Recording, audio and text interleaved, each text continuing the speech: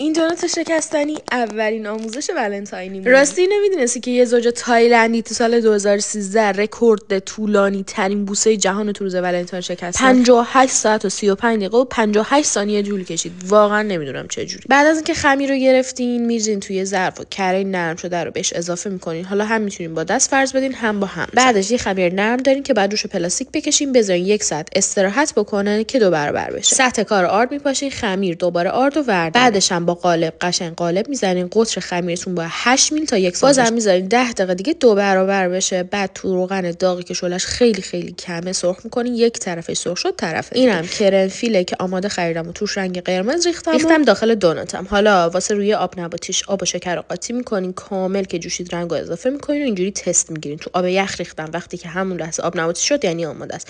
دوناتو میذارین داخلش رو میذارین که خنک بشه. به همین راحتی.